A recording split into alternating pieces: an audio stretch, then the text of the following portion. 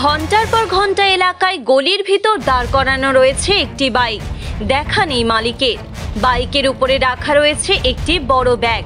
দীর্ঘক্ষণ ধরে গলির ভিতরে বাইক ও তার উপর থাকা ব্যাগকে ঘিরে বোমাতঙ্ক ছড়ালো এলাকায়।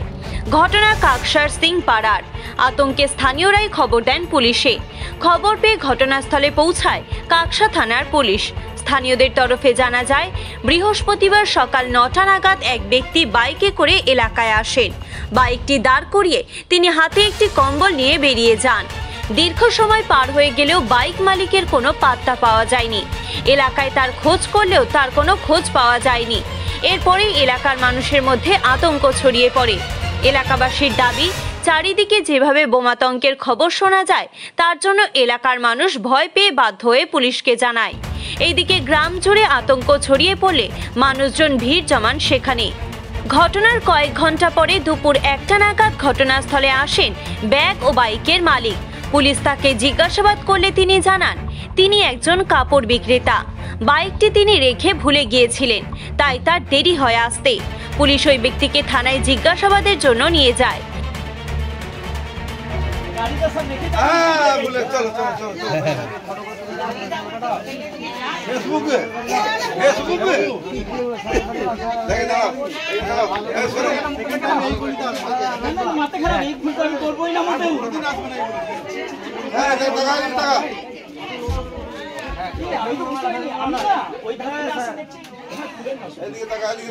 খারাপ এখন গাড়ি দাঁড় করে চলে গেলে তুমি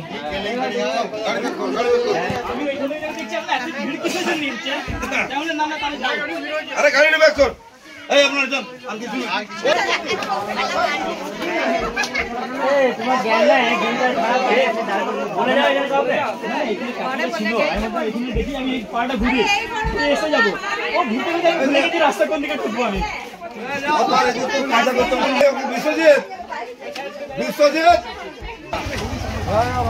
ওইরকম মতটাই করা না, যত বড়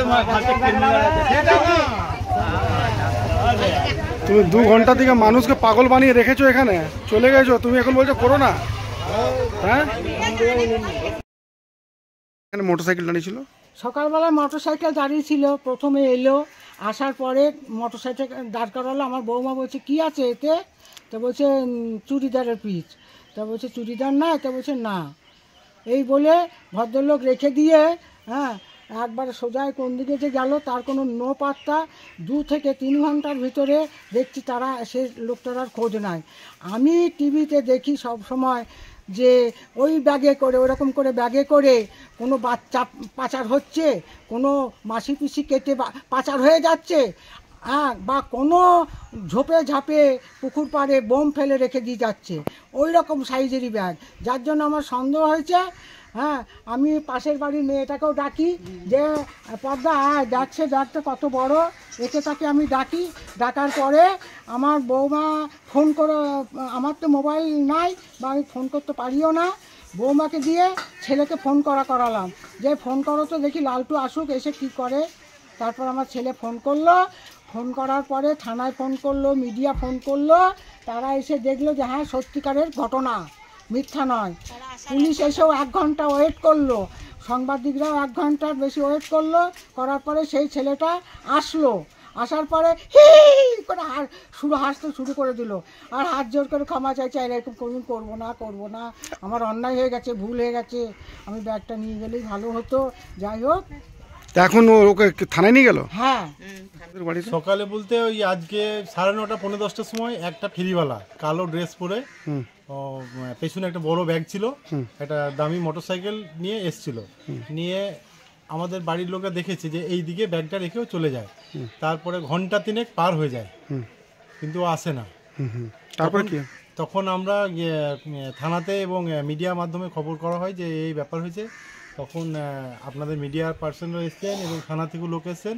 আমাদের আতঙ্কটা কি, যে আমরা বাড়ির পাশে, একবারে বাড়ির সঙ্গে লাগোয়া, বাড়ির আশেপাশে যারা রয়েছে তারাও ভয় পাচ্ছে, বাড়ির লোক ভয় পাচ্ছে। ওই জন্য বিশেষ করে আপনাদেরকে ডাকা। এখনকার দিন বোম টমু থাকতে পারে। কি দেখলেন গাড়িটার মধ্যে? কি ছিল? একটা বড় ব্যাগ ছিল, যে ব্যাগটা আপনার মোটামুটি মানে সন্দেহজনক হচ্ছিল। হ্যাঁ, 50 কিলোর মতো একটা ব্যাগ, যাতে 50 কিলো কিছু ঢুকে। আচ্ছা আচ্ছা। এবার ভয় লাগছিল। এবার এখানকার গাড়ি না, দুর্গাপুরের নাম্বার না, কলকাতা বর্ধমানের নাম্বার, ওই জন্য আমার ভয় লাগছিল। ওই জন্য বিশেষ করে আমি থানাতে ফোন করি। তারপর লোকটা দেখা হয়েছে? হ্যাঁ, লোকটার সঙ্গে এই জাস্ট 5-7 মিনিট আগে দেখা হলো। লোকটাও এসছে এবং ওনাকে থানায় দেখেছে, থানায় নিয়ে গেছে। ঠিক, আপনার নাম? আমার নাম লালটু বিশ্বাস, কাঁকসা সিংপাড়ায় বাড়ি।